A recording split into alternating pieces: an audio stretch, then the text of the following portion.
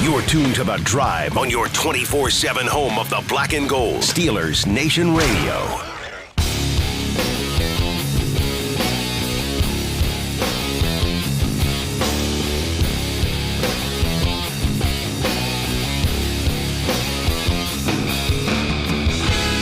Good afternoon, Steeler Nation. It's The Drive on the Steelers Audio Network, and welcome to Draft Week here. It is a new week, Matt, and it is a big one across the NFL and certainly here in Western Pennsylvania. Yeah, for sure. There's an added bonus this year. And you know me, I'm kind of nerdy. I mean, the fact the Steelers have the most picks of anyone makes it super fun. Draft Week's awesome.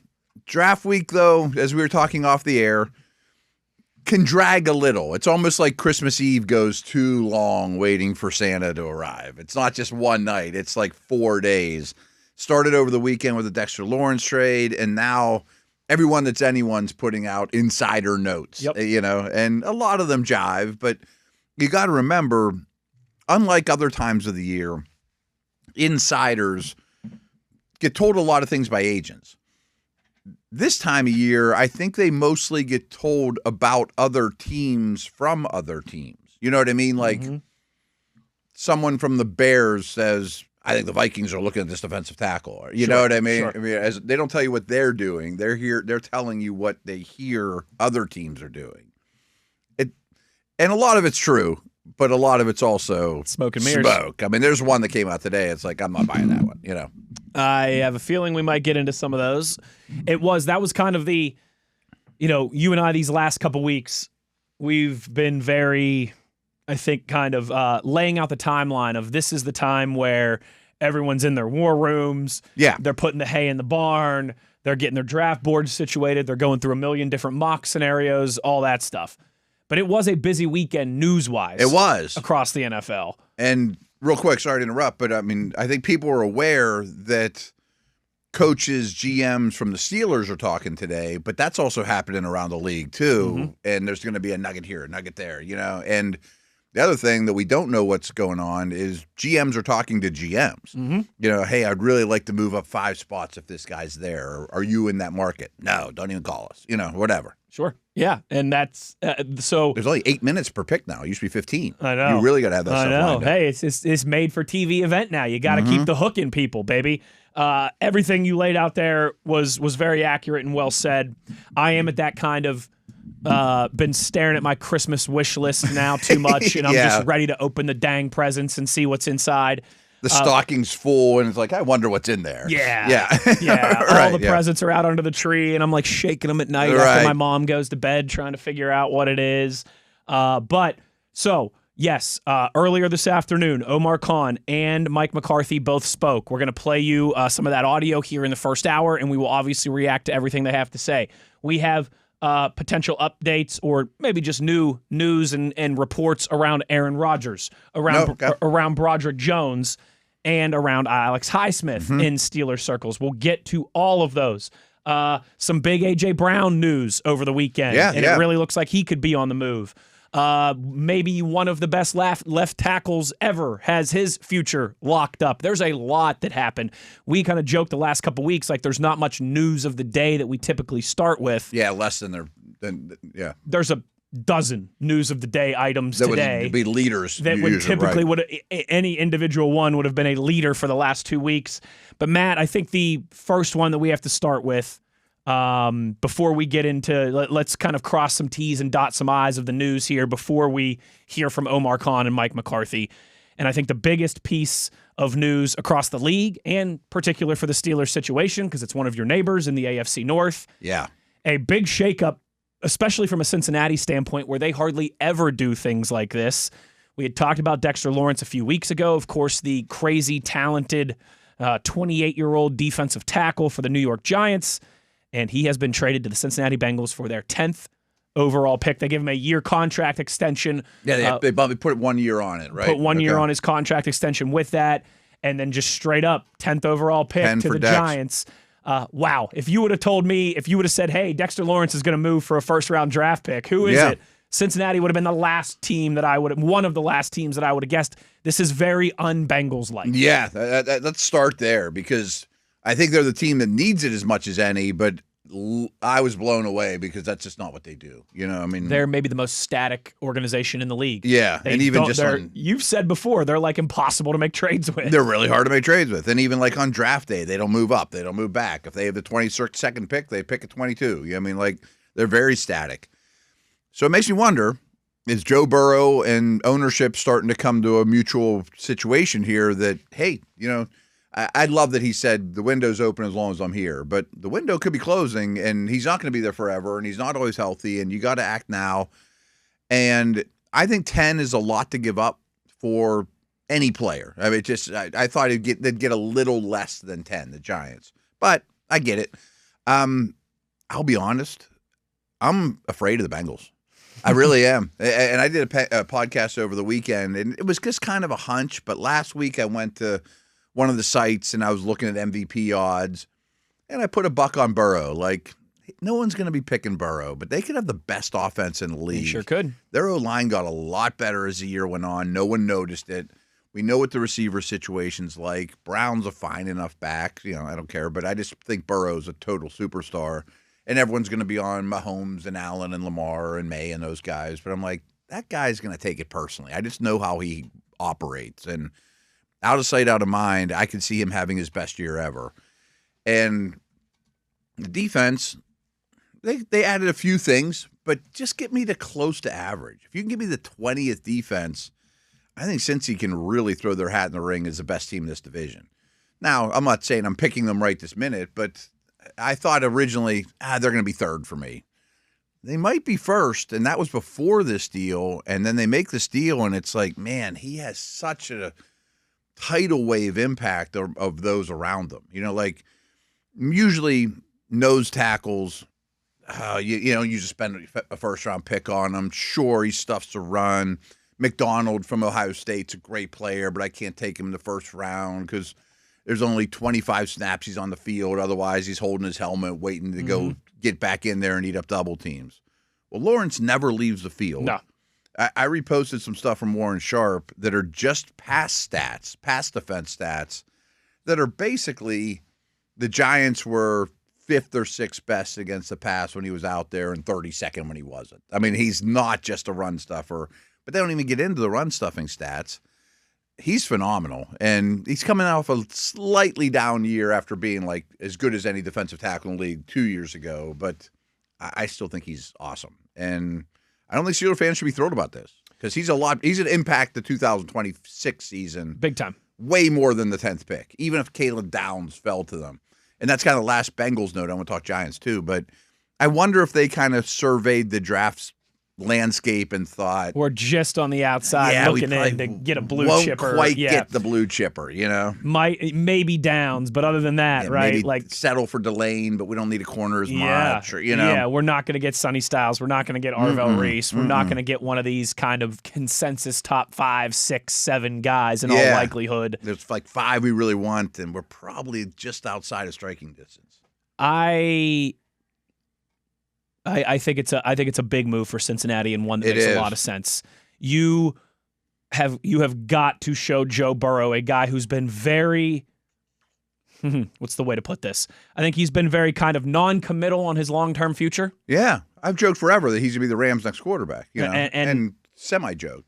A semi-joke, yeah, right. And that's been there has been plenty of conversation, not just between Matt and I, not just in Cincinnati, but across NFL over the last couple of years of, is Joe Burrow really long for Cincinnati? Yeah. Could he do a Carson Palmer thing and just get tired of the way the organization operates and end up seeking greener pastures elsewhere? I would be very excited if I was a Bengals fan because this is something that they just never do. Oh, they should be thrilled. They should absolutely be thrilled. And I think when you look across the division, there's so much of the other 3 franchises outside of Cincinnati turning over a new leaf, starting a new chapter, all that different stuff. And it's the only returning head coach. And I'm not like banging the drum and saying I'm a big fan of Zach Taylor's or anything like that, but I know there's something to continuity in the National Football League. Yeah, I agree. They have an offense that should be ready-made to rock and roll from week 1. and now they have a truly disruptive force on that defensive line. Yeah. I mean, they're moving in the right direction. They're moving in the right direction. I hate to say it, but they're moving in the right direction. I kind of felt like they were each year getting a little worse each year, a little worse each year. Burrow's getting banged up, probably getting more frustrated, and maybe missing the window. But now I looked at him and like, ooh, they're still going to draft 3 or 4 defensive players that may not be impact guys, but they're at least going to be something. As for the Giants, I get it too. You know, Harbaugh has immense job security. He wants to paint this entire picture in his light, much like Tomlin. We know he's a huge culture guy. I'm not saying Lawrence is a bad culture guy at all, but I'm going to bring in all my young dudes. And he may end up with Styles and Downs. Like, does he want Ed Reed or Lewis? He might get both. He might get both, you know. I think it makes a lot of sense for the Giants. Yeah. Even if you take a big step forward this year, you're probably still a year away from they're from probably not maybe, a contender, right? And so at that point, he's pushing 30.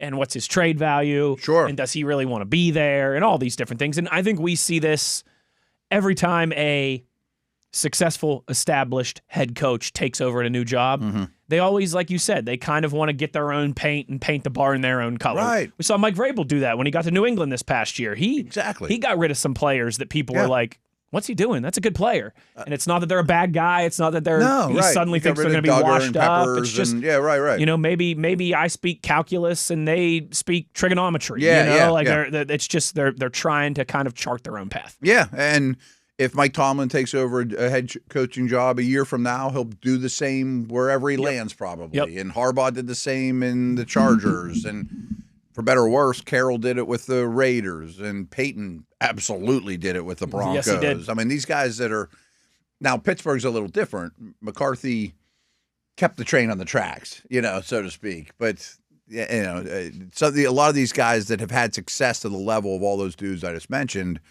that's why the owner's hiring them. Come and put your stamp on things because it's not going well here. It hasn't gone well for the Giants for a long time. Certainly significant news for big news for the league, for the AFC North, and something that top 10 in the draft too. Top 10 pick movement that we see sometimes, but not not like this, just straight up for a player. Yeah. Like it's a lot of times you'll see. We just saw last year movement from the Jacksonville Jaguars and the Browns in the top 10, but that was swapping of picks. And it's not just straight up for a player like this. It's a big move for both of those franchises, and certainly something that'll be a storyline here in 2026. And like everyone, I'm about mocked out. Don't get me wrong, but this obviously changes the flow of the early part of the first round too, because. Everyone put a defensive player at 10 to the Bengals. Now, that could be Tate or Tyson or an O-lineman, and I think the Giants will go defense at 5, but they also have a lot of mobility if they want to bounce around a couple picks. Like, I wouldn't take Tyson. There's not an O-lineman or receiver I think I would take at 5, but I might consider it a 10. I'd get a foundational defensive player. Speaking of offensive linemen, speaking of foundational players, 12-time Pro Bowler Trent Williams and the 49ers today reached on a contract extension agreement, 2 years, $50 million that ties him to San Francisco through next season. So 2 more years here. This was something we talked about a few weeks ago when there was some speculation. Could he be traded? I never thought he was going to go. I never thought either. But the 12-time Pro Bowler, one of the best certainly of his generation and superstar and of all time, Trent Williams staying put, and it sounds like he could always retire after this year, but a 2-year extension for him in San Francisco, which is probably year to year, but it's probably based on him. He's happy. From what I understand, he is the position player, not quarterback, that has made now the most money in NFL history. That would make sense. Which good for him because he was kind of just from a personal business perspective. Got scarred a little with his time at Washington. That's when they were just a Daniel Snyder mess. And, there was medical stuff that they were like taking money off him. And, so he became a very hardcore businessman that's not going to bend over for owners and shouldn't have to. He's one of the best left tackles that ever lived. And San Francisco can sleep easy now. You got that done before the draft. And I don't think that precludes them from going to get their offensive lineman in round 1, much like the Steelers. They may want a left tackle the future type situation. But Yeah, it is reasonably big news. He's phenomenal, and they're trying to win it all. They sure are. Another team that is trying to win it all. They were just one win short last year, the New England Patriots. Matt, according to Adam Schefter, and I quote, A.J. Brown is likely to become a Patriot post June 1st per sources. Mm-hmm.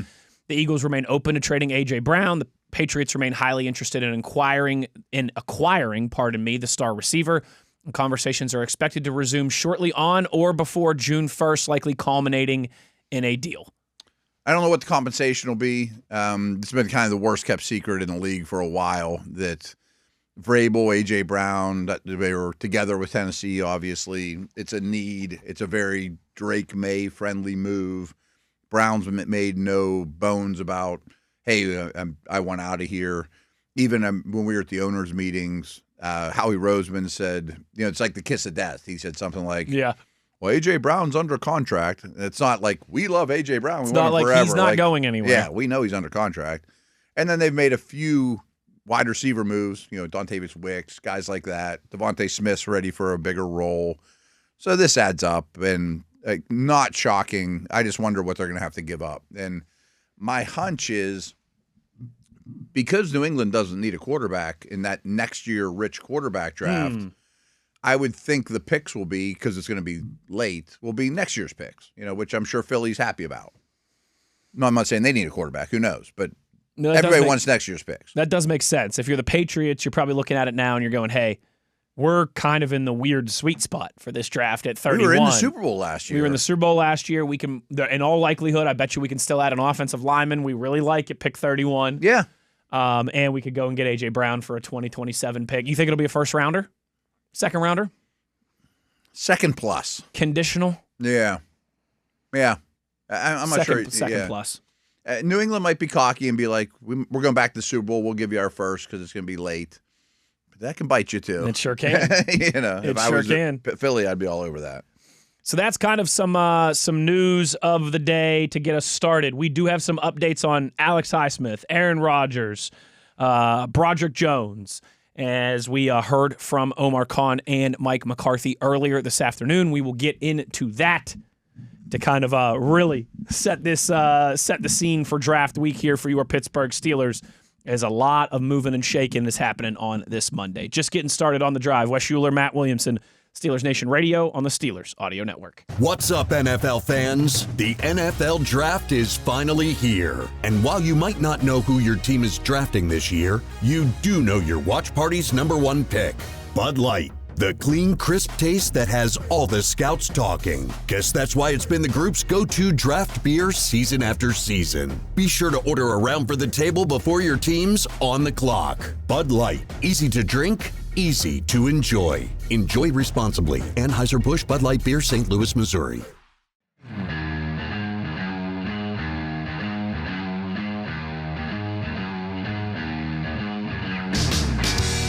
It is draft week in Pittsburgh for your Pittsburgh Steelers and, of course, across the National Football League. And with that, Matt, of course, a pre-draft press conference. Yeah, this is what the league does. You'll be getting them all day probably across the league. Absolutely, and plenty that we want to hear from, of course, General Manager Omar Khan, new head coach Mike McCarthy, their first time navigating this process together, plenty on what the process was like, what they're looking for, and, of course, as you can imagine, some questions about Aaron Rodgers and his status, Broderick Jones and his health, some bigger picture things for the Steelers as well. So here's what Omar Khan and Mike McCarthy had to say this afternoon. Great to see you guys. Appreciate you guys being here. I wanted to start off by just reiterating how excited we all are about the draft being here in Pittsburgh. It's long overdue, and I know personally, I always tell people how great the region is and how great the people are here in the community, and it's exciting that there's a lot of them are going to experience it this week, and so excited, and I'm sure we're going to make the NFL proud here in Pittsburgh. So a couple of things I want to touch base on before we take any questions. On Aaron, I know you guys are going to ask me on Aaron. We've had some great communication with Aaron, and nothing's changed, but it's all been positive and good, and I said this to you guys in March when we met. He knows how we feel about him, and we know how he feels about us. And also on Broderick, I know you guys will ask me about Broderick. Nothing's changed with Broderick. He's still working to try to get back to where he needs to be. Nothing's changed there, and no new information since we last spoke in March. I also want to take a moment to just really thank Coach McCarthy and his staff for all the hard work they put into this draft process. This has been really difficult for them. I'm sure it's a lot. We haven't done this in a long time, but just seeing all that it's taken for them to get ready to get to this point from the football standpoint, and obviously some personal stuff with getting acclimated to Pittsburgh, and they've done a tremendous job, and I've put a lot on their plate over the last 6 weeks, and really proud about our process and how it came together. And obviously, I also like to thank my staff. Can't say enough about my scouting staff. They're second to none in my eyes, and they've really worked hard and love where we're at. Obviously, we got 12 picks. I don't know, come Saturday when I meet with you guys, don't know where we'll end up. Maybe we have 10, maybe we have 14, don't know.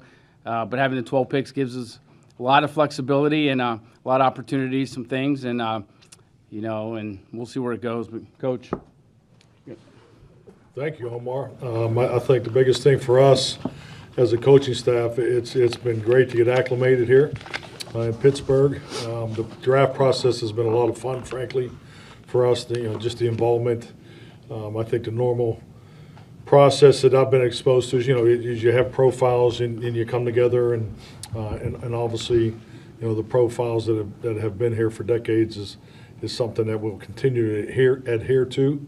So that was, I thought we got off to a really good start there. The coaches have, kind of done double time with the draft process, connecting with the personnel staff. I've really enjoyed Omar and his staff and the meetings that we've had. And but the second part is, we've been able to, get ready for our players. We've had 2 weeks, and today we've had a lot of excellent work. I really appreciate the time and energy and the effort the players have put into the voluntary work, because end of the day, football's football.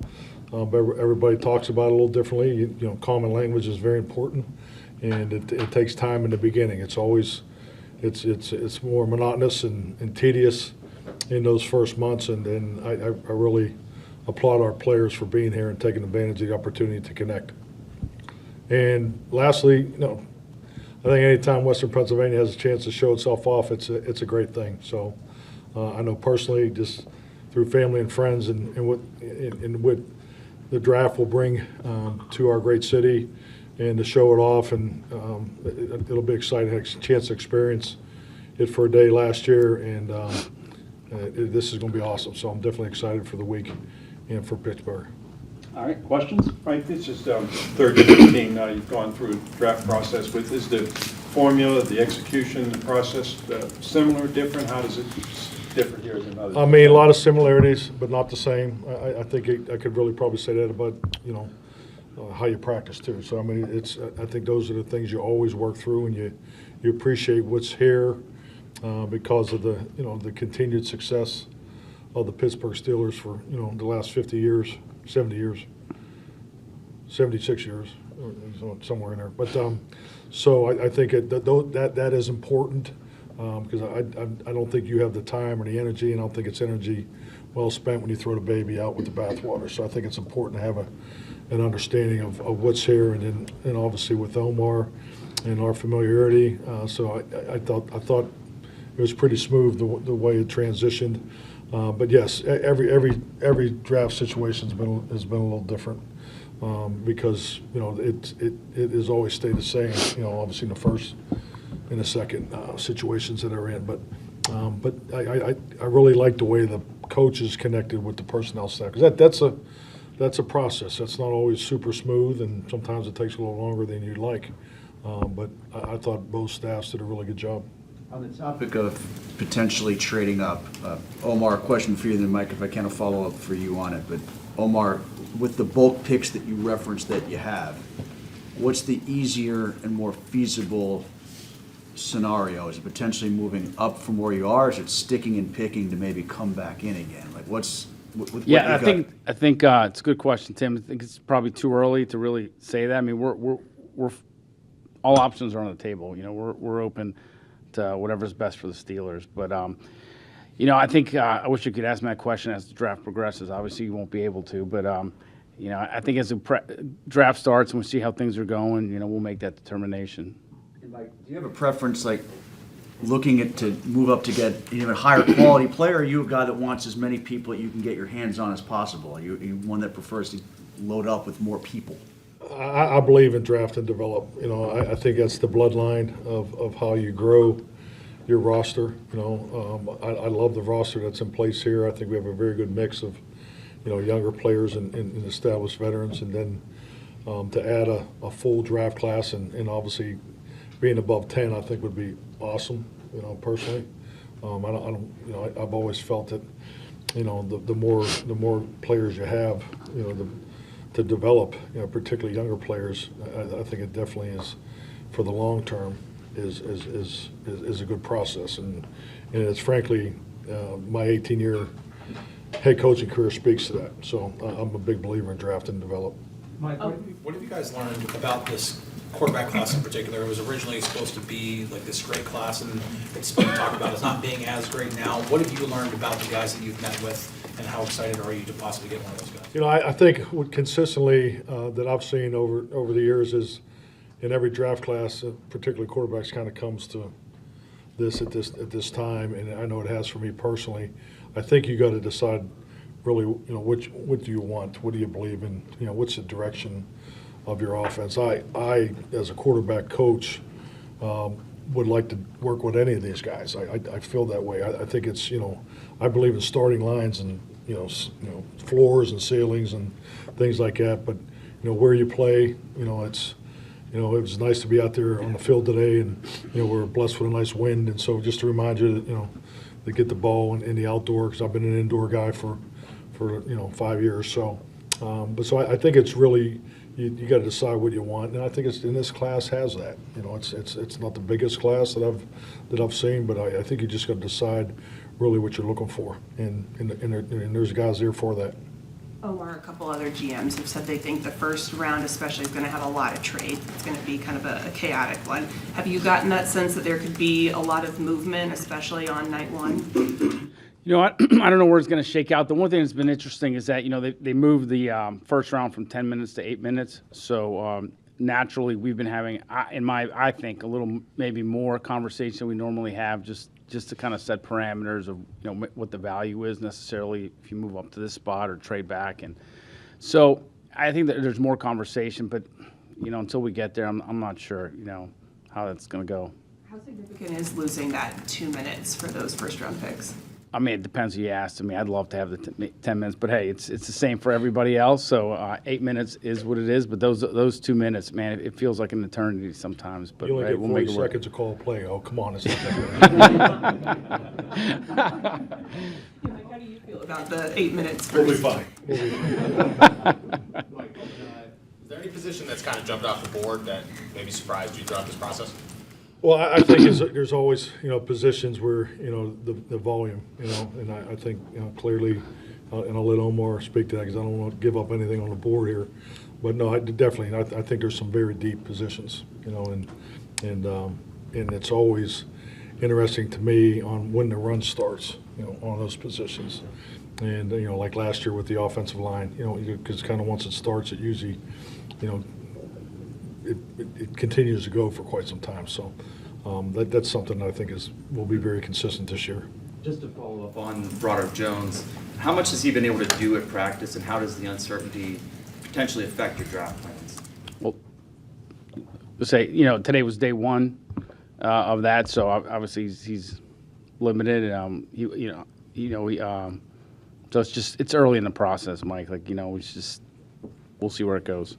Yeah, I think the other thing too, you know, the reality of it is what we're trying to accomplish right now. You know, he's in the medical group. You know, you have a number of guys that are in that group. We're really just trying to establish common language. You know, it's, we went over the fundamentals of football today, so they haven't changed.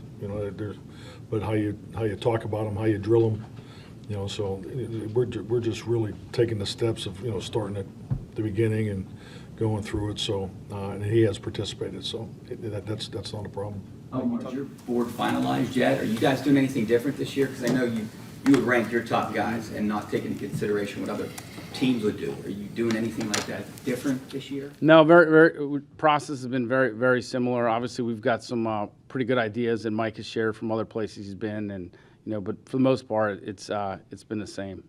Omar, one part of the process has been different this year. You guys have usually had a pretty strong presence on the pro day circuits in years past, but maybe not as much this year. Was that just part of the transition from Mike to Mike, or is that something you guys are going to de-emphasize? No, definitely not. I mean, it's just part of the transition, and the timing of some of these pro days, and it just, certain things didn't work out, but it's important. Mike, overall, you talked about adding a big rookie class, specifically quarterbacks, because of their importance, because you work with them.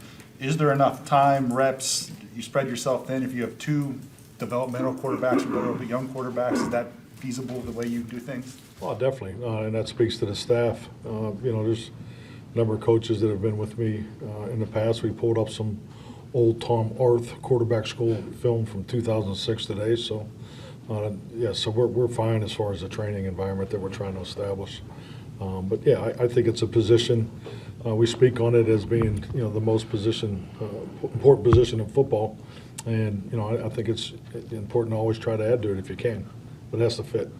Omar, as long as you've been here, you've never drafted a guy number one who hasn't been in for a top 30. For as long as you've been here, do you recall? Because I think Kevin once said that's never happened. Do you recall? You know what? I'm not sure, Jerry. I mean, I don't know. Some of that's probably coincidence or just comfort you feel, but I wouldn't say that our pick would have to be someone that was in for a 30 visit. Yeah. Mike, you ever take anyone that wasn't in the top 30? Yeah, and to be honest with, I've seen the 30 visits. It's been utilized three different ways, and I think the way we utilized it here was awesome because, at the end of the day, you want to have so much information on every prospect. So and there's different reasons to bring players in. So I think that's I can't speak to the past, but we're not just bringing in the guys we want to draft. I mean, I've been at three places, and that was never the absolute. But there's a lot of times there's medical questions. There's other things involved in why you bring a guy in. Smoke screen? No. No. I'm not sure, but I can tell you, these guys that were in here, they're in here for a reason, and smoke screen's not one of them. Omar, Good question, though.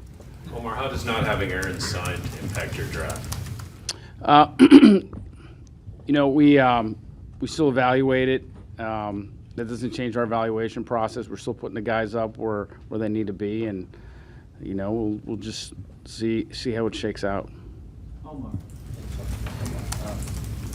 often you kind of talk maybe like you're calling teams maybe interested in other players. Is anybody calling you guys interested in players? I know you're not going to say who, but are you getting calls? Yeah, it happens every year, and it happens throughout the year, not just now. People will call and say, hey, any interest in this player, in trading this player, or they'll call and be like, hey, we have this player, we'd consider you guys interested. I mean, there's a lot. I'll tell you this, I'd say probably less than 5% of those calls actually turn out to be something. But yeah, calls happen every week. You talked about the excitement level of having the draft here in Pittsburgh, but Mike, for you specifically, to have your first draft as the Steelers head coach in Pittsburgh, how much meaning does that have for you to have this experience with the draft right down the road here? I mean, it's great. Frankly, it'll be more important to my family, as far as being able to enjoy the draft and so forth. We're going to be busy. I laugh because my mother asks me every year if I'm going to the draft, and I say, no, I'm going to be in the draft room again for year 33. But we don't go to the draft. So, but no, I think it'll be great for everybody to experience it. Mike, have you learned enough about Spencer and Dylan Cook, along with what you already know about Hoffman on the left side of the line, to feel comfortable is probably a poor word, but if the board would not fall that you don't go high early with offensive line, do you think you have enough there? I would say confident would be the word I would use to describe our offensive line room right now, because we have an excellent group of veterans We've got some young guys in there that are going to be good players for quite some time. So I really like the way that blends together. But, I think clearly O-line, D-line is something you got to always continue to try to add to. You guys brought in Mackay Lemon. Sorry, I apologize. You're done. You good? I got it. Good enough. You guys brought in Mackay Lemon, obviously one of the top receivers in the draft class. What was you guys' impression of how he presented himself to you and what he brought to the table? Yeah, he was outstanding. He really was. We had a chance to meet him in Indy, and then he was here and spent some quality time with him. It was excellent time spent.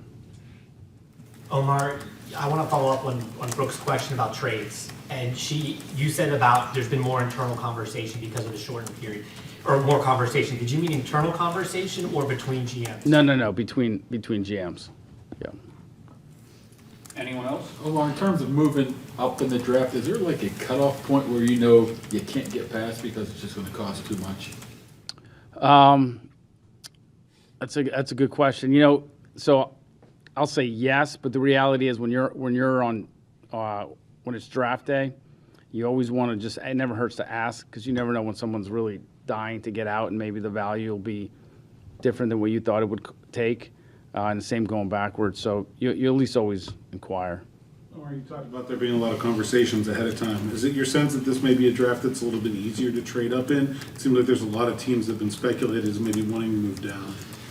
I think it's similar to other years where there's a lot of conversations and most of those don't even happen. But Mike, when you put your roster together in September, and there's a 4th or 5th year guy that can help you now as a backup, as opposed to maybe a 6th rounder rookie who shows a lot of potential, how's the line that you walk there and putting the team together, the final cuts? I mean, it's a line that you hope you have to walk, because those are good challenges to have when you're deciding on how many guys you can put on the 53, and I've always viewed it as the 68-man roster, but there's also the risk of getting a young player, particularly a 6th-round pick, to the practice squad.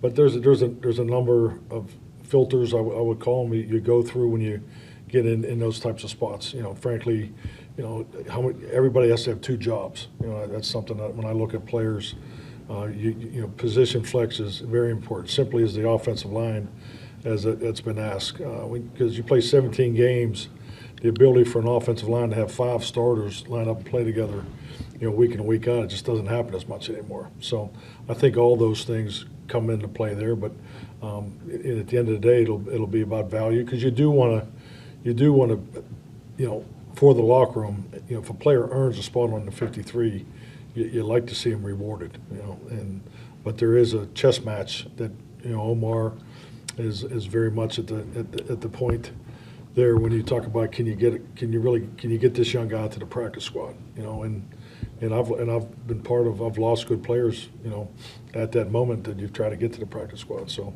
and I think every organization has looked at it a little differently on what type of player to have on practice squad. Some, because since the pandemic, the practice squad has been utilized differently, and I think the number being as high as it is now was a real benefit to us as far as roster development. Mike, you talked a lot about inside-out flex at wide receiver. What does it take for a wide receiver to have inside-out flex rather than just be a slot guy or just be a specific outside player? Well, I mean, I think number one, it's just like anything. You start with the physical traits, to play inside and outside. I think historically, when you talk about a slot receiver, the first thing you think about, can the guy run an option route? Because that's really what slot receivers were known for. In my experience, I've always looked for the guy that was athletic enough and had the ability to win outside the numbers. We call it the Audubon, the ability to win out there and then transfer that size and skill set inside, because I think there's a huge benefit to that, because he is capable to do more and frankly, hopefully be a good option receiver, because that's a big part of playing in the number 2 and 3 spot. But I just never ever viewed having a smaller receiver just to run slot plays. I don't like to play that way, or I don't play that way, frankly, and because our offensive system is built around making a quarterback successful. And when you have to run concepts in the pass game dictated on this receiver can do this and this receiver can do that, then you don't have the ability to move around them as much. So when you can move players around, now you challenge the defense and you can create more matchups and you keep things simpler for the quarterback. So sorry for the long answer, but that's how I view the slot. Mike, guys, two more. Where'd the Autobahn come from? Actually, Joe Witt, that's what he called it out there. It just, I think like anything, when you're teaching, you try to, we call it buckets, put things in the buckets. So, you got the Autobahn and, you got the middle of the field and the corner route is heaven. Sevens are heavens, 7 routes corner route. So you have things like that. You kind of, clump those things together. Mike, Last one here. Last one. Omar, what has to happen for you to feel on Saturday like, hey, we really got this one. This was a good draft for us. And you had those feelings in the past at the end of the draft day. I trust our process. I'm confident saying right now that when we're done on Saturday, we'll have gotten 10, 12, 14 players, whatever it is. It's just, I feel really good about where we're at right now and all the work we put into it and how the board is stacked. And I wish the draft was right now. We're ready for it. And I just, I trust the process and it's been good. Omar Khan, Steelers general manager. Mike McCarthy, new head coach. Their pre-draft press conference. Certainly some notable things discussed there. Yeah. That Matt and I will dig into when we return to close down the first hour of The Drive here on Steelers Nation Radio on the Steelers Audio Network.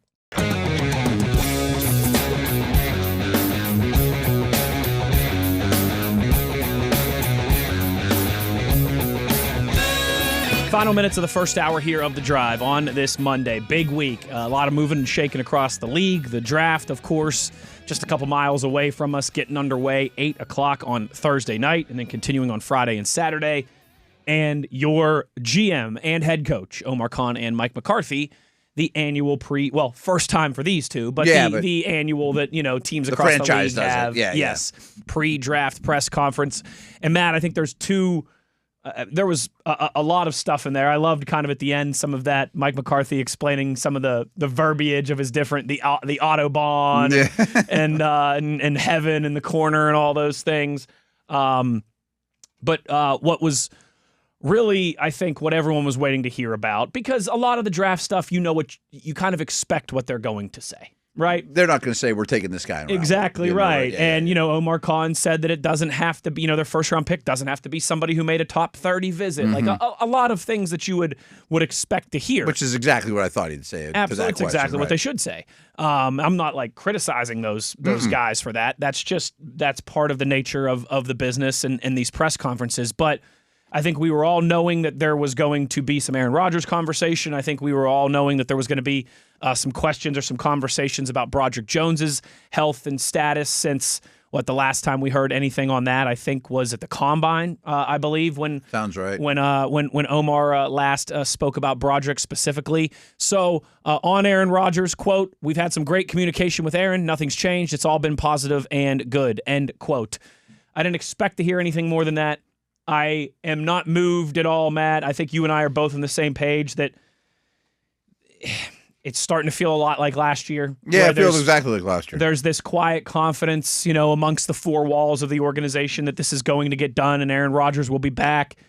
The real question is just kind of the timeline and when and how long and all that. And doesn't sound like it's going to happen here before Thursday. That's maybe really the only wrinkle I think that could have been brought into this today. Yeah, I guess no news is kind of good news, kind of bad, whatever. It's just it's almost like it's no news. Omar didn't address this specifically, but was kind of asked about it. That if there's a quarterback they like in the draft, they're going to take him whether Rodgers was signed or not, in my opinion. And I think that's more fourth round, Green or somebody, Peyton or somebody like that, somebody they've had in for a visit. But I don't think that would change if he was under contract right this minute or not. I do think the Jones stuff's kind of interesting, but they didn't say a whole lot about it other than I like that Coach McCarthy was talking about how, he's in the injured group today, but he also mentioned we're just talking about the fundamentals of football. I mean, This is nursery school stuff. Yes. What I mean? Yes, it is.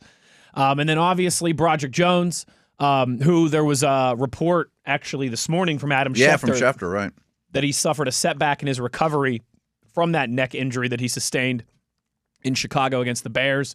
Omar Khan saying nothing's changed there, no new information since we last spoke in March, and then added later on that he did not have a timeline for when he will be able to return to full strength. Mm-hmm. The Steelers never said the word setback. Correct. Yeah, Correct. Yes, right. that was reported from, I believe Adam it was. Schefter. I believe it was Adam Adam Schefter, Yeah. right? Okay, so they which have could have never meant said that. like 2 weeks after at any point in the recovery. That doesn't mean that the setback was necessarily mean it happened last yesterday. week Yeah, or right, over right, the right. weekend Yeah, yeah. or something like that. That's a good point by you. And yeah, so I would have loved to have heard a more cheerful, optimistic answer along this regard. Yeah. But injuries are always hard to comment on for me, you, them, everybody anyway. And this one's probably even especially more in the difficult. off season right. when like your medical people aren't seeing them every day and that type of thing. No, and he's there doing fundamental stuff and install and that type of thing. And I mean, anyone that has anything wrong with them isn't doing that now. Right. Right. Right. You're not get it. It's not Wednesday and do anything possible to get them ready to play Baltimore. Correct. Yeah, it's just not the time. It's not where we're at in the season. So I'm not changing my tune on Jones or. I mean, I think everyone knows my stance on drafting O linemen. I'm all for it, and maybe several, or at least two, or one very, very high. Nothing today changes that for me. I don't think so. I think it just reinforces it maybe. Yeah, if anything, it makes my case a little stronger. If Omar would have said, we saw Broderick last week, he's looking great, we think he's going to be ready for training camp, then maybe you think, okay, they really are wide open at pick 21. Good point. But that's... that was probably pie in the sky, but if he would have said... That was, yeah. Oh, he'll be there for minicamp. Like, oh, wow, okay, great. Right. Sure. And that's not what they said. No, it is not. No, it is not. So we will obviously hear more this week from Omar Khan and Mike McCarthy. They will have a wrap-up press conference on Saturday. There is a chance we could get to talk to one of those guys during our draft coverage on the Steelers Audio Network as well. Probably true. Yep, we've had Omar Khan in the past. Had Kevin Colbert a few times before that. Often get position coaches, And like I was if they gonna draft say, a I don't- receiver, I don't or know a if receiver we- coach comes out. Yeah, I don't know if we ever had Mike Tomlin outside of the war room, but we had a lot of the assistant coaches who would come out. Don't know that we've had Tomlin. Yeah, a lot of assistant coaches though who would come out and sit with us. Coordinators and They draft Troy Rooney, Yeah, Omar, Mr. Rooney. right, Yeah. Draft Troy Faltanu, and Pat Meyer comes out and talks to us for 10 minutes about what he likes about Troy Faltanu, those type of things. So we're looking forward to all that as the week rolls along. We also, I should have probably said this at the top of the hour, but I'll mention it now and again before we get out of here. We will have Mr. Joey Porter Sr., Super Bowl champion, Steelers Hall of Honor, on the show tomorrow, Matt. Cool. In the first hour sometime we're anticipating. So we'll be pretty good to talk to Mr. Who Ride himself. and he's always got plenty of energy and juice and opinions, and I'm sure he'll be jacked up for the draft here on the North Shore in just a few days. That's an hour in the books. Another hour to go. Wes Uhler, Matt Williamson. It's The Drive, Steelers Nation Radio on the Steelers Audio Network.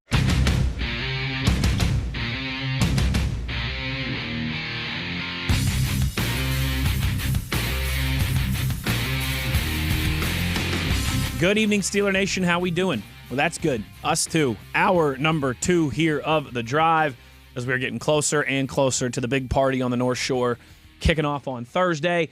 Chilly couple days here, the last couple days in the Berg. It's football Matt. weather. It's been football weather the last couple days, but I do think it's supposed to be Thursday looks perfect. Oh, really good. I it's- didn't want to look too far in advance. It's supposed to be like high 60s and sunny. Okay. Now I think Friday and Saturday there might be like some scattered showers. Nothing crazy. Nothing It crazy. doesn't look like pouring down rain or anything, but might be a little bit more overcast on Friday and Saturday. But That's what the city look as good as possible. exactly Yeah. right. Exactly right. And I think at least Thursday that will be the case. And like I said, it doesn't look bad Friday and Saturday, just maybe not quite as sunny, but it is supposed to get warmer in the back half of the week, which is great news for everybody that will be standing outside down there for hours and hours waiting for all these picks to roll in. And Matt, with that, you kind of put together, and I'm assuming you've probably done this in years past. I haven't. It's kind of new. Yeah. I love it. Matt's guys. And so before we roll through the list and get into some of this conversation, you want to explain to the people what you mean in kind of concocting this list. Yeah, what dawned on me is, remember we went through Brandon Thorne's list of my guys, like his favorite O lineman. First and, round, second yeah, round, third he's like, round. this guy thinks he'll go in the third round, and boy, that's my guy for the third round. That's my guy for the sixth round. He got really deep about it. And I rarely even go to the site, but if you do a search for NFL Draft Consensus Board, there is a site out there that combines McShay's ranks and Kuiper's ranks and DJ's ranks, and I don't know who makes a cut and who doesn't.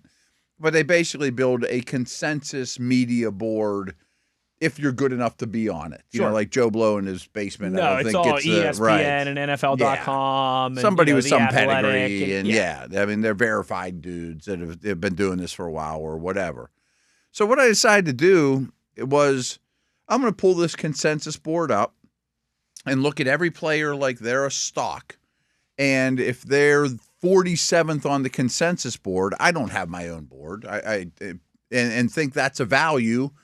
I'm going to say that's my guy, and there are a few guys on here like Stukes, the safety from Arizona, that seems to be getting a lot more late buzz that are kind of obvious. Stribling, the Mississippi receiver that we need to talk about, by the way, that is, that a lot of these people, these insiders are saying, don't be surprised if he goes in round 2. Where I'm not sure the whole consensus has, caught on to that. That's a case of the media probably catching up with the NFL, not the other way around. But overall, I just kind of looked at it and thought, who are guys I think you might get cheaper than? Again, I like looking at players like stocks sometimes. Like, I think this one's worth $1, but if I can buy it for 85 cents, I'm going to buy them. Totally. Steeler related or not. And I put a huge list together. We don't have to spend a lot of time on them, but yes. And I went deep. And you kind of had where they're at on the consensus big boards. And so And some of them might not be related to the Steelers at all. Sure. I Sure. didn't Like look you at have the- Blake Miller on this list. I don't think you mean that one specifically No. for the Steelers. No, I didn't. I did not look at this as though it was Steeler related at all. I think these guys would all be values at this price. And number 1 on this list, I don't think would surprise The top anybody. couple of people will be like, "Oh, geez, so here we go." Number 1, Casey Concepcion. Absolutely. 27th on the composite big boards. I'd have no problem taking him at 21. So, I mean, I thought that's a value. If whoever that team is can get him at 27, that's just my logic behind it. Is 27 is a little too cheap for him in this draft, in my opinion. Blake Miller, 30th on the consensus big board. I just think he's a starting right tackle, and more and more. Side note, I mean, more and more, and we've said this every step of the way. Oh, these tackles are going to fall to the playoff teams. They never do, folks. And I think less and less. They're the stocks that everybody wants to buy. Yeah, there's just a shortage, and there's not many of those human beings walking the planet. They're real estate, Matt. They're always a smart investment. Yeah. Number 3 on your list, big shocker here, Max Ianachor. Yeah. 36th on the consensus big board. I'm If surprised. you get that guy well into the second round, sign me up. I'm surprised he's still in the mid-30s and not higher. 38, D'Angelo Pons.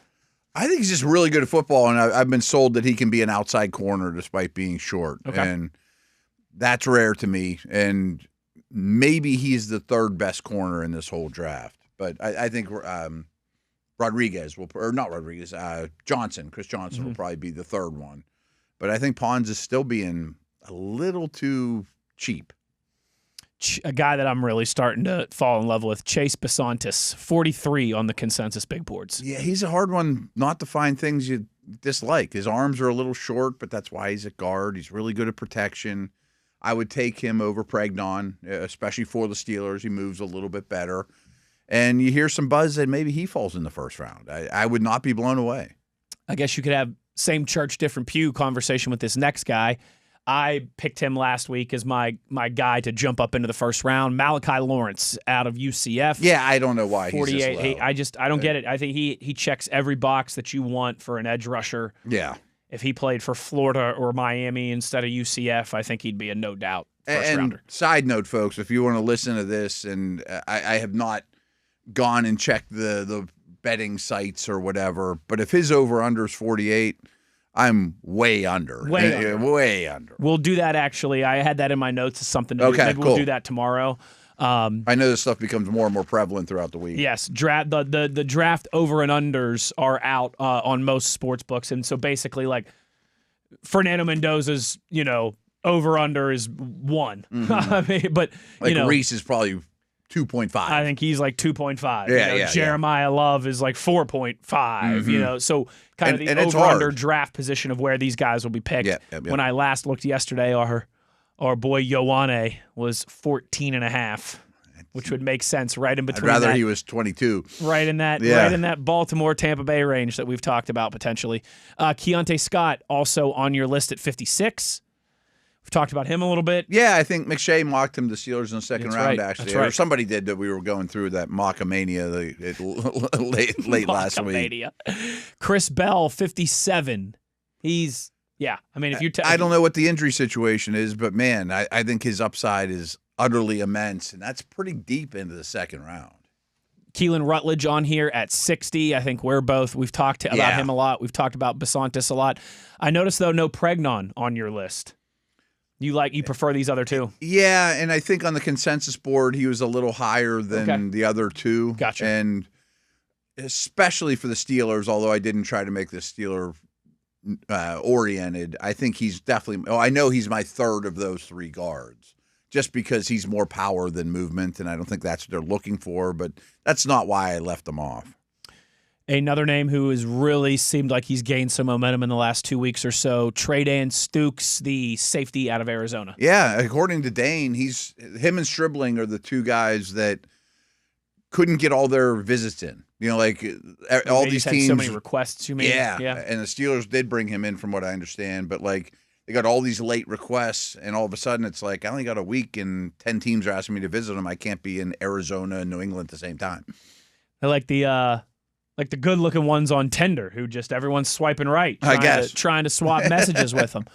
Kieron Crawford, 84 on the consensus big board. Yeah, everyone talks about Falk. I mean, he's the defensive end from Auburn as well. He's so much different. I mean, he's closer to like a stand-up edge type of guy. Doesn't get a ton of pass rush opportunities, but when he does, he really maximizes them. And you can't help but watch Falk and be like, who's the guy on the other side? Yeah.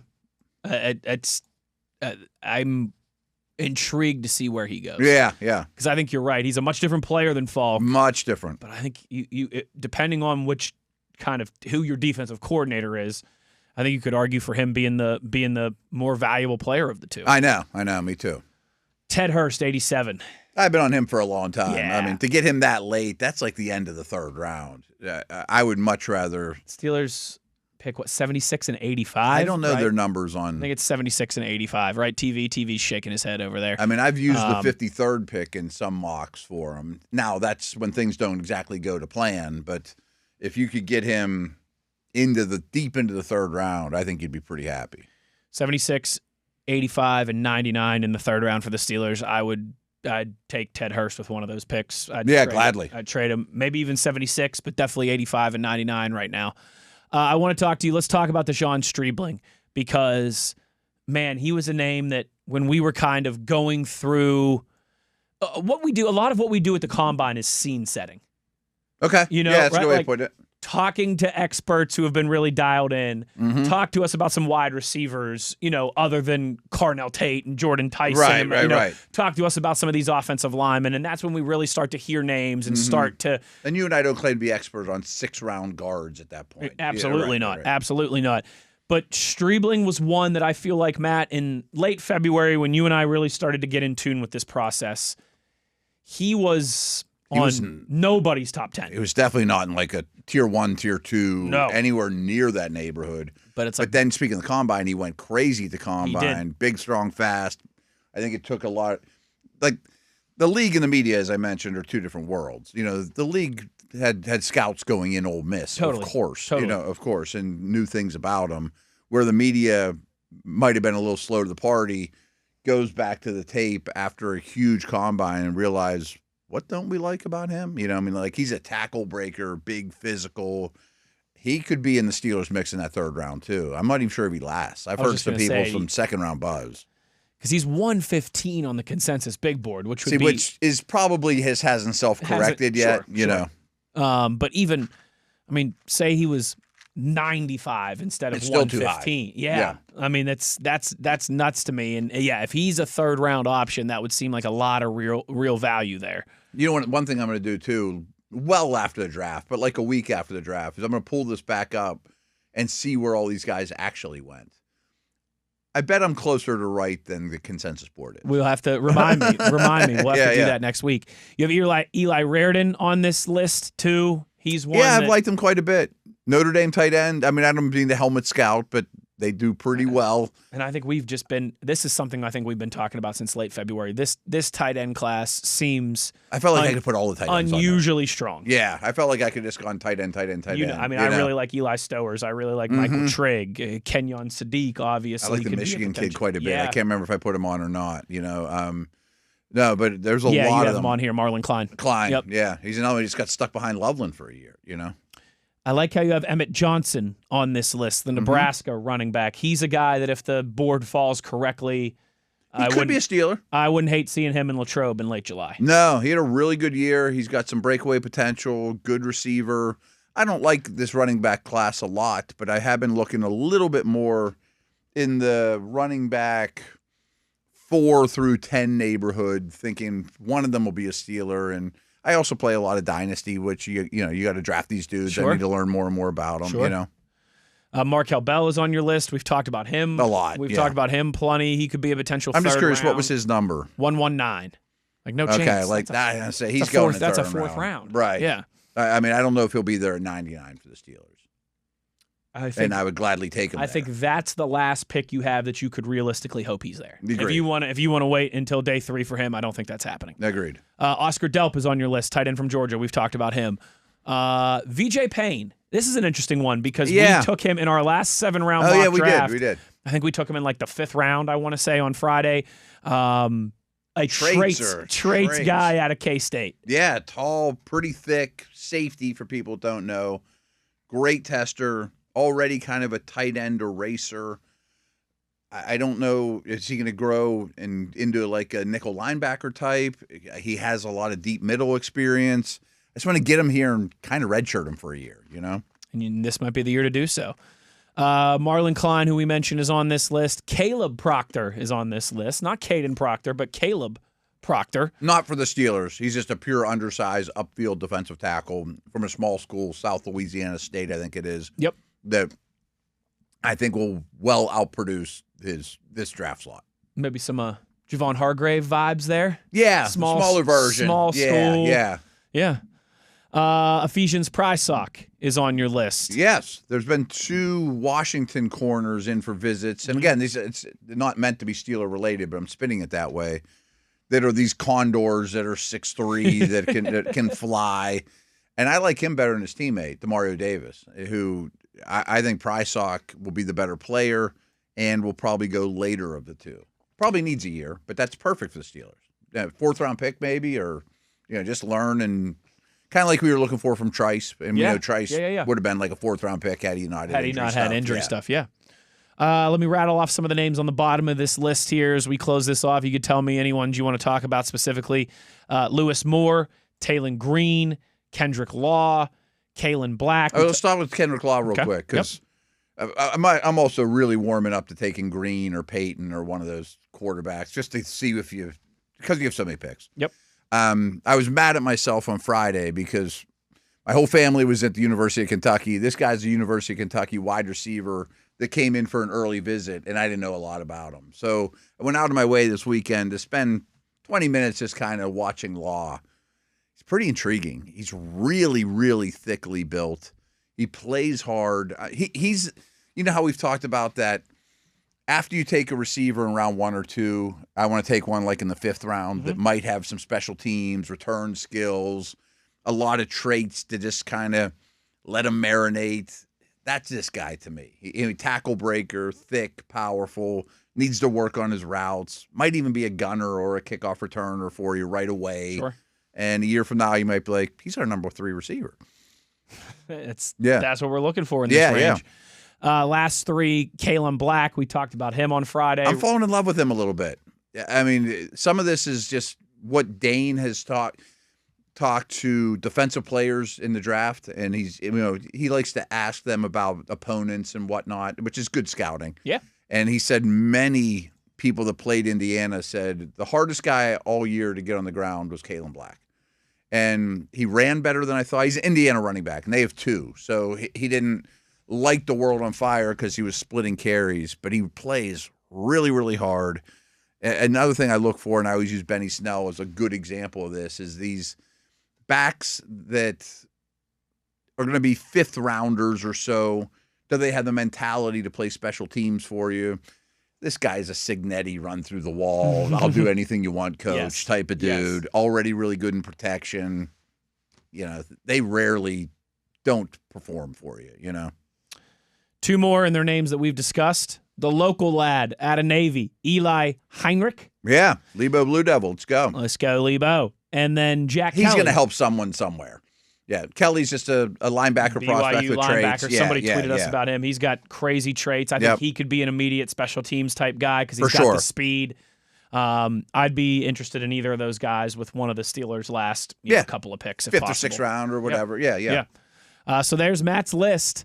And we will have to revisit this maybe sometime next week or the week after and figure out exactly where all these guys landed versus the rankings and everything. But I like it. I'll bet everything I have that if we add up all those numbers next to their names, that the real numbers will be noticeably higher. Yes. Earlier. I guess. Depends on how I do that all the time. Yeah. I completely agree because the vast majority of these, when I'm reading off the number next to them, I'm like, that's late, too low. Right. That's too low, especially in a year where there's not the quarterbacks that are going to drive everybody down the board. It'll be interesting though. It'll be very interesting. But I like urge people to do that. I mean, there is a site, and I forget which one it is. Just go NFL Draft consensus big board, and you can sort it by position or whatever, but you might look at it and be like, man, the world thinks this guy's going 120th. I would take him in the third round. Sure. Yeah. Sure. Or the world thinks this guy's going 24th, and I wouldn't take him until touch him the first 50s. You're right, Yeah. Two more I almost segments. did the opposite, but I'm like, that's enough. Yeah, we don't need to be that mean. Right. Come on. Two more segments to go. We'll get to some of your participation, some of your questions, comments, concerns, and reactions here as we roll along on draft week on The Drive. Uhler and Williamson, Steelers Nation Radio on the Steelers Audio Network.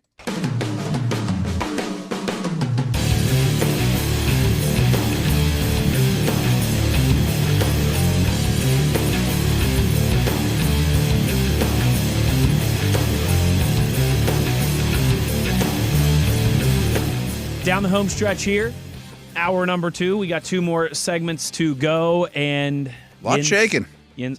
lot shaking today. Yeah, like you said, there was a bunch of different stuff that happened over the weekend that would have probably let off our shows on most days. Yeah, and it all happened over the weekend, but it makes sense. We everyone is emerging from their little fortnight slumber. Yeah, they've been tucked away. I don't mean Fortnite like the popular video game. Show. Like I'm talking the last couple weeks for Fortnite for all you young kids out there. And now we're starting to get close to the real thing and some more moving and shaking. I'm curious what else around the league came from GM coaches at the podium today too. That's a good point. Probably a couple nuggets here and there. That's something I'll look into. Injury-related stuff. I'll look into that. There'll be more tomorrow. Yeah, we'll look into that for tomorrow's show. Reminder, we also will have.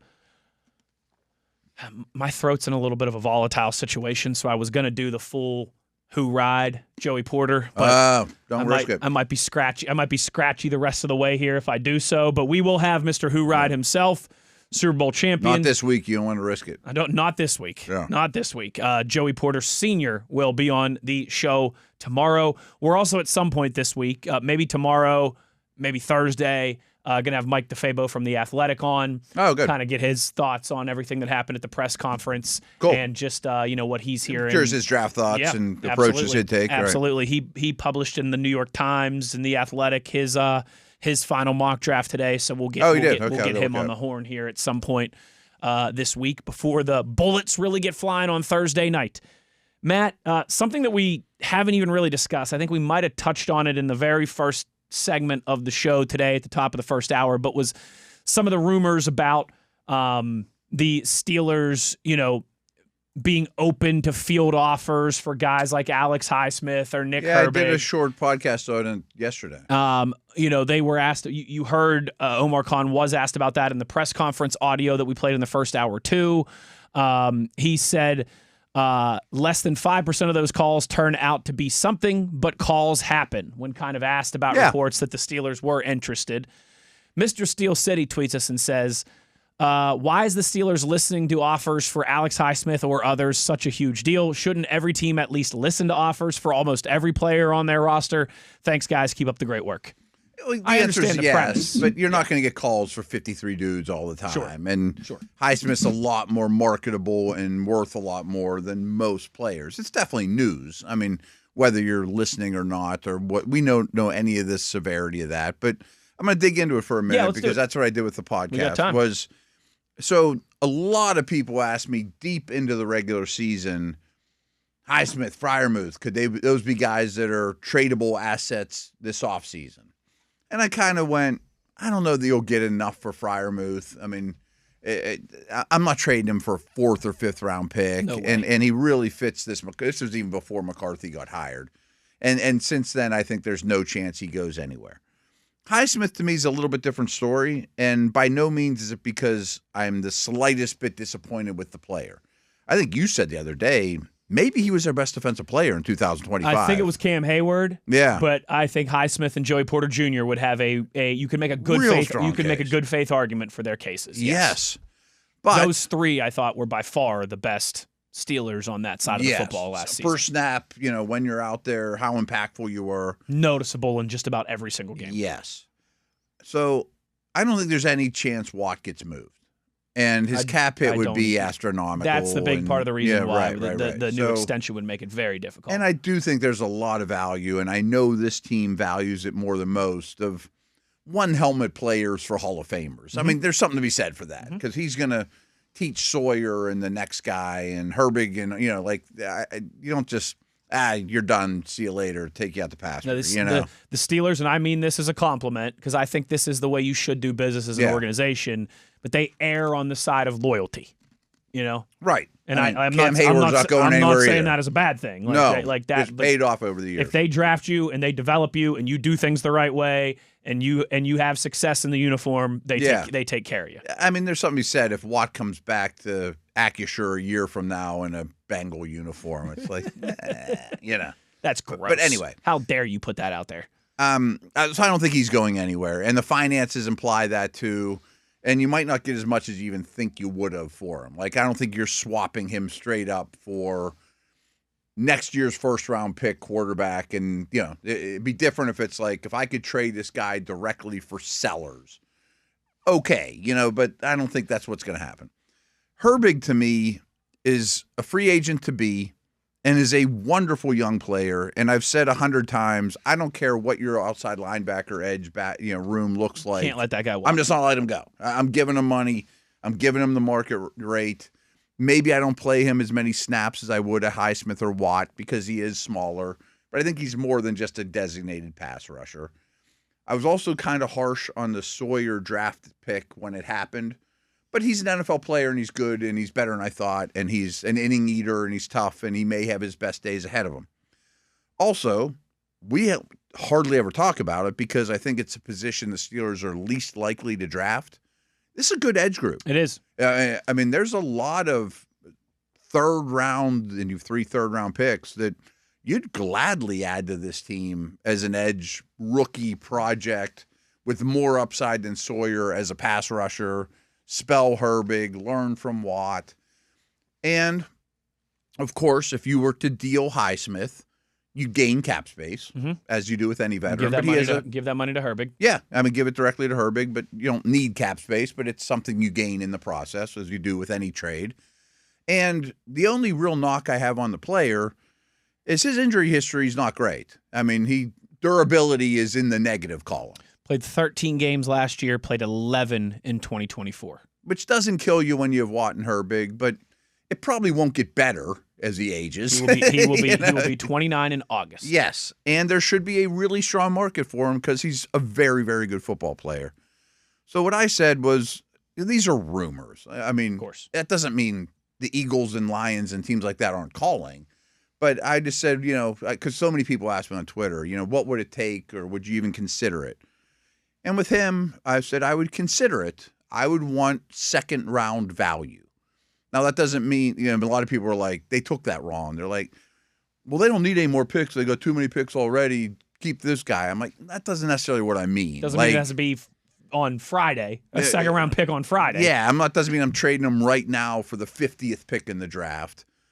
But if it means Highsmith in the third gets me to 30, and I take Max or whatever after I took a receiver, or it gets me Concepcion, you know what I mean? Like, or it's a second-round pick next year and a third this year, and I throw in a fourth. Sure. That type of thing. I'm interested because I wouldn't mind. We could delve into an edge guy in this class, and I don't think you'd lose a ton, and you'd still gain draft compensation and cap space. I just don't think it's crazy talk to field offers for him. I'm not dumping him for 4.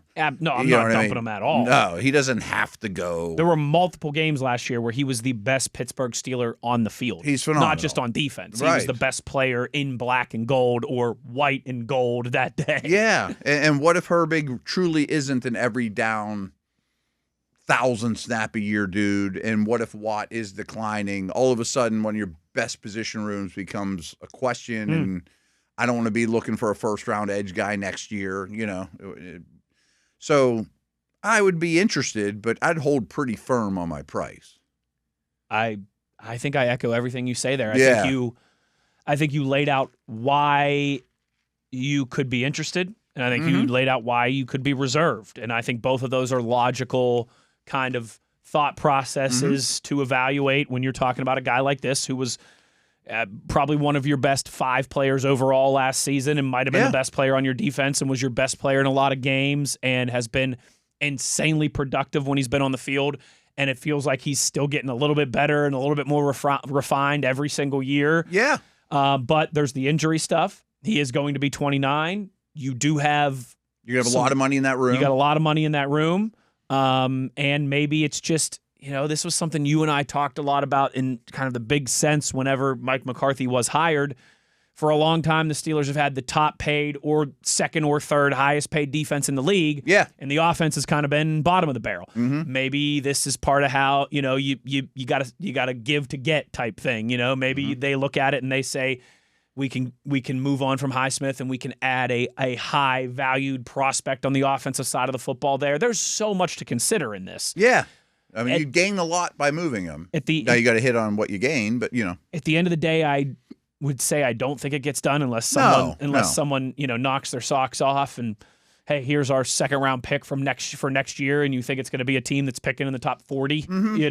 Like I brought up the Eagles and Lions. Like if the Eagles know that A.J. Brown's going to get them a big pick soon, and they've got a bunch of day 2 stuff this year, and they could use an edge, they should call the Steelers. Yeah. I mean, I think the Lions have looked for a counterpart to Hutchinson forever, and their window's closing. And I don't care that he's in his late 20s. I just know he's really good. Because I need him for 2 or 3 years here. And he's going to get a lot of single blocks like he does here. And I've seen that story. It ends up being really good for my defense. Yeah.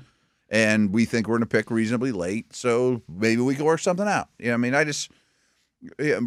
know it's touchy to bring it up on Steelers Nation radio of they should trade this guy. Sure. I'm not saying that. No, we're I'm not. just saying Neither of us are saying that at all. Every team should listen to when the best time to get out on a player is. Yep, it's an interesting conversation piece for sure. Yeah, I would think that in the end it amounts to very little. Probably nothing happens. Right, and I'd be fine with that. There's a reason that there's always time to speculate this time of year, it feels like, especially. And I'm not looking to add a ton more picks this draft.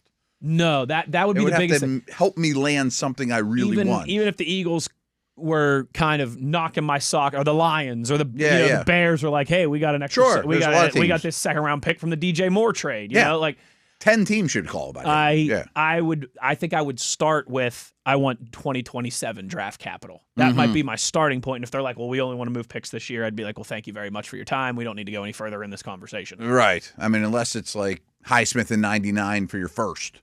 Sure. Okay, sure. it's a late first, and I'm like, okay, If the Patriots call right now, right, and say, give us Highsmith in 99 for the 31st pick. Yeah, now I'm talking. I'm talking. And I leave this draft with a receiver and a tackle in the first round, and I still have 2, and You'd still have you're 53 and 2 picks in the third round. I mean, you'd be in a really good position. I mean, I'm not saying this is what they could do, but you know how you get my wheels spinning. If they had 21, 31, 53, and 2/3, your first 3 picks could easily be Max, Casey, and Ty Simpson. You know what I mean? Ooh. You know what I mean? Like you could take a totally different route, Yeah, and then I'm use not a third round I'm not pick. even on- the biggest Ty Simpson Me neither. fan, but something like you that. might get your starting quarterback out I of might it, or, sign you know, up for something and like you that. still your third round pick. You take another edge. You know, it's like okay, maybe you're a better football team if you do that. You know. All right, I'm starting to And get you have more excited. cap space. Starting to get excited for all this that's going to play out over the next few days. Tyler tweets and says, I watch and listen and largely agree with you all for the last few years. It has really paid off at the draft parties that I attend. However, I have my own draft crushes, and I would seriously consider trading down in the first round and get your offensive lineman and package a third rounder to move up in the second round and draft the linebacker Rodriguez out of Texas Tech. I want him bad. I understand all that, and I think trading down in the first round is very appealing. I also think you can't wait. You're gonna have to hold your. Don't think tackles are just gonna be.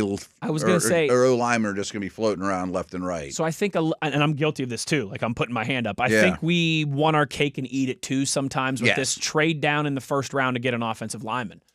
Because I think the teams that are going to be trading up are going to one offensive lineman. Right, exactly. So I'm guilty of that too because I'm like, just but trade there's down. so many. Trade down to 27, 28. There'll be somebody there that you like. Yeah. Well, not if they trade up to 21 with you to get them. Yeah, Max is on the big board at 37. You can definitely get him at 24. Don't be so sure.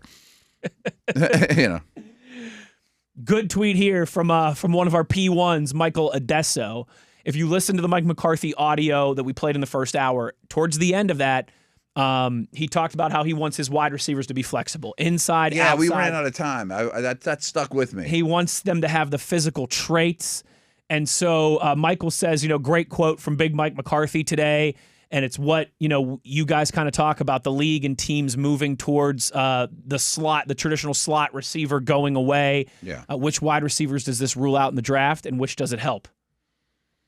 I just think it's kind of a big philosophy thing, and it even just really showed why they were so intrigued with Pittman. Because Pittman is inside outside without being little. I mean, he is exactly what McCarthy described there. The questions phrased it through a draft lens, but I think the only wide receiver acquisition they made since hiring McCarthy is very telling that they're putting their money where their mouth is, so to speak. Side note, I also like, because McCarthy's brought this up several times, position versatility on the O-line absolutely matters a lot to him too. It sounds like everywhere, but he's an offensive guy, receiver, O-line. He wants dudes that can play multiple spots or at least be flexible enough to move them around to give you the best group. And that's one of the things is this is a league-wide trend that Wes Welker's great, but if he can really only excel at one spot, that means my other 2 guys can only be in one spot. You limit the other guys too. The positionless basketball thing that you and I have referenced a few times. So, I mean, just off the top of my head, I guess Lemon can play outside, but he's more slot. I think Concepcion's equal at both. Same. Some people seem to disagree with me. I think it helps a guy like Denzel Boston. I was going to disagree on that one. Yeah. I don't know that he can be a slot. Oh, I get what you're saying. He's only outside. He might only we be think about outside. this for guys that are only inside, but Yeah. it can work both ways. But I'm kind of torn on that too, because some of these bigger receivers that 10 years ago we said, oh, he's outside only, are being moved inside more and more. I think Cooper could do all the above. I think it hurts, I bet they like Cooper. Hurts a guy like Zachariah Branch. Oh, a lot. Yeah. I don't think they'll be in the Branch.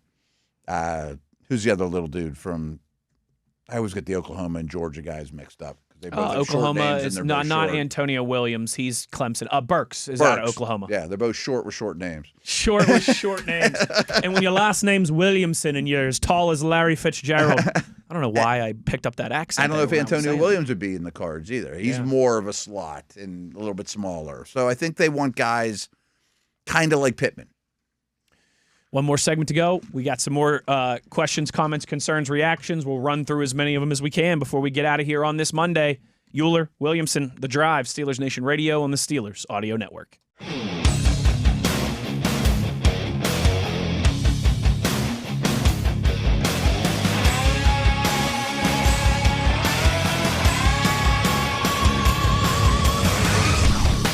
Final segment here of The Drive on this Monday as we are getting fired up and excited for a big week in Pittsburgh. The eyes of the NFL world and the football world upon us here in Western Pennsylvania, and we're pretty excited.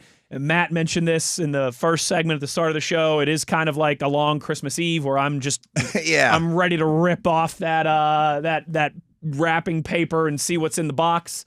But we've got some T's to cross and some I's to dot still until we get there. And we got a whole bunch of shows between now and the draft kicks off, and a whole bunch of shows. We'll lay that stuff out for you later in the week. Matt and I will be down in Station Square, S&T Bank on Friday at 1 yeah, o'clock doing a lot of show. cool stuff going on.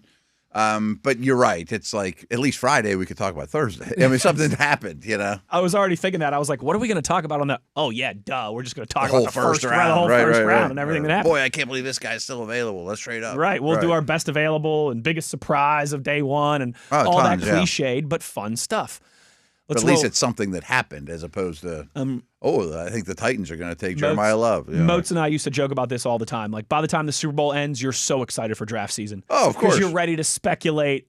It's been months and months of results and results and results and results. Yeah. You're ready for something different. Let's speculate. Let's hypothetical. Let's talk priorities. I mean, imagine if you're like the Jets or Browns every year. You're talking draft by like week 8. By Halloween.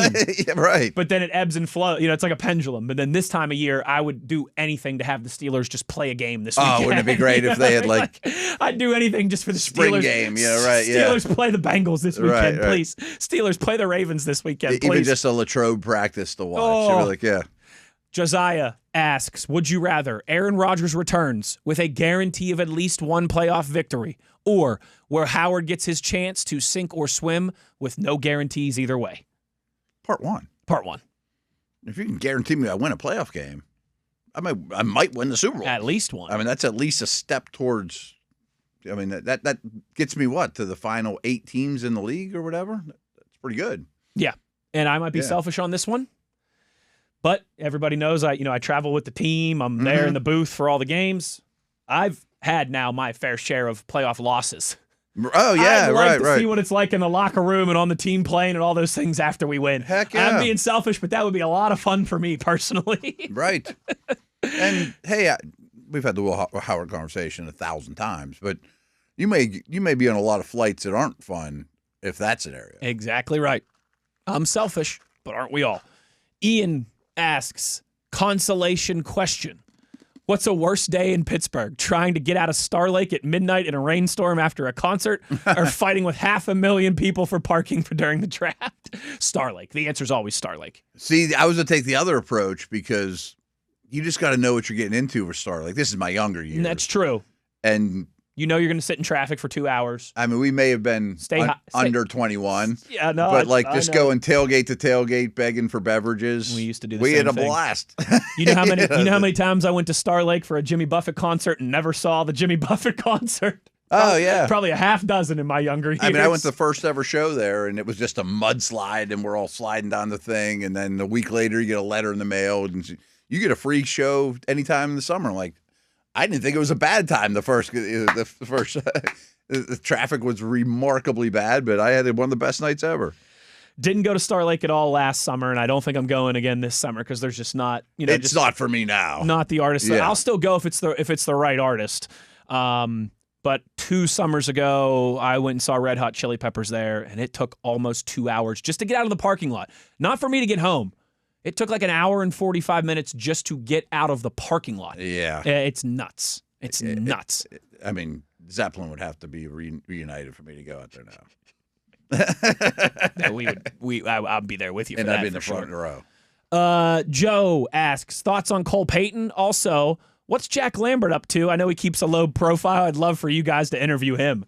I'd love to interview him. He's the definition of low profile. I have no clue. Yeah. He is the definition of low profile. I mean, from what I understand, like as soon as he retired, he became like a forest ranger. Yes, and I was going to say, I think he lives in the relative like Laurel I think he's in Pennsylvania. Laurel Highlands. Yeah. I don't think he lives too far from Latrobe and training camp and all that. Yeah. But In the think, woods. I think he's got some land and minds his own business and does his own thing. Yeah, and maybe that was 20 years ago. Because I don't know. Yeah. But I'd love to have him on the air, of course. Just- Cole Payton definitely intrigues me. We've talked about him a lot. Yes. He's got traits. Him and Green really intrigue me. I just think that you might find something there. And I think that's 4th round. Oh, yeah. Day 3 at the earliest. Like you nailed a couple things. I got my safety, and let alone the big stuff. You know, buy a little bit of a lottery ticket here. Yeah. But him and Taylon Green would be those two that Those two stand out. wouldn't mind taking a flyer on because there's no doubt they're raw and they have their issues and they need polish. But they got I'd love to get them traits. to Latrobe. Yes. And just see what happens. Jeff says, I guess the question of the day is, after the news of Broderick Jones, does this change the likelihood of the Steelers' first-round pick being an offensive tackle? I say very much so. Is there a trade possibility out there as well? I have noticed a lot of people on Twitter and their loyal listeners have all of a sudden just today been like, I like Max now better, Matt. Sorry I was hard on you. Things like that. I don't know that there is Broderick Jones news of the day. I mean, the news wasn't like his career's in jeopardy. The news or is there's no to chance. us, Yeah. but not to them. It's definitely not news to the Steelers. Yeah. And the Steelers kind of downplayed it. I mean, anytime Adam Schefter, who I have great respect for, puts something out, and this was a negative tweet for Jones, you have to pay attention. Yeah. But I don't know that changes your approach. Agreed. Because maybe I'm wrong. Maybe he doesn't play down this year. I don't know. I think this is probably, if it's changed their approach, they had that conversation in February. Yeah, not the approach changed then. Not yesterday. No. Yeah. So yes, this obviously affects how they approach the draft, but I think it has throughout this entire process. It's not necessarily something that just got dropped in their lap in the last 24 hours. Right. Like, they didn't go in the draft room today and be like, man, we thought if Lemon was falling to us, we were taking to him. Right. Now we can't. Exactly right. No. Exactly right. That's a good way to put it. Let's see. We got time for one more here. Last one of the day goes to John, who asks, if Kenyon Sadiq is sitting there at pick 20, the Miami Dolphins call Pittsburgh to come up and get him, who would you guys take at pick 30? Ooh, interesting. I would love the Dolphins to call from 20 to 30. And then get Mad Max at 30? Or Concepcion, or even Boston, or I wouldn't do cartwheels for like Lamu or what's his name, Lamu or Miller. But I would even consider like Basantis, Rutledge at 30. Yeah, there's plenty of receivers I would still be interested in, and I was going to say, you picked up something else in the trade down. Hopefully, Miami early picks next year. Not their now first, you're talking. but right now you're talking. All right, one last one because we were just talking about this a little bit. But Jason asks, why do you guys avoid taking Denzel Boston in your first round mocks? And please don't tell me he's redundant because of Pittman and Metcalf. He's shown that he could play slot, X, or outside. And I know he has played some slot at the college level, and he's also returned punts. I mean, that might blow people away. So I don't dislike him, and we actually made fun of that conversation. Oh, he's redundant. You have 3 big guys that are really physical. That's terrible. It'd be different if you had 3 5'8" dudes out there. Having too much size at the receiver position is not redundant. It's not a problem. What worries me about Boston, and hey, if he's the Steelers pick at 21, it's not like I'm not going to be like upset, like banging my fist off the table type thing. I am a little concerned about his splits, man coverage versus zone coverage. Me too. That would be the biggest concern with him. And I don't know if he can play slot in the league. If you've looked at some of the draft picks in that range at wide receiver who have not had the careers that people thought they were going to be, a lot of times it's the guys who struggle against zone coverage. Yeah. But that's not to say that that's going to absolutely be his story. His story is his own to write. And it looks like there's 6 receivers in the first round mix. He is the worst separator of the group. Okay. Where Concepcion and certainly Tate and all those dudes snap routes off a little better than Omar Cooper Jr. Yeah. Good questions today, good participation today. We'll get to more of that tomorrow. We'll have Joey Porter Sr. hoorah tomorrow on the show here as we'll be another day closer to a big trio of days for the NFL, for the Pittsburgh Steelers here on the North Shore. I don't know why. I swear it's like the last week or two. Maybe it's because I'm just, so excited about heading home. I feel like I always get the burps right when I'm trying to wrap up the show. Good Lord. Thanks to TV, Mr. TV, for producing the video side of things for us on the YouTube today. Thanks to each and every one of you who, whether it's on YouTube or on the X Twitter, put in your comments, questions, concerns, and reactions for the show. We appreciate the participation. For Matt Williamson, I'm Wes Uhler. We'll talk to Yins tomorrow. As always, you know where to find us. It's on your 24/7 home of the black and gold, Steelers Nation Radio on the Steelers Audio Network.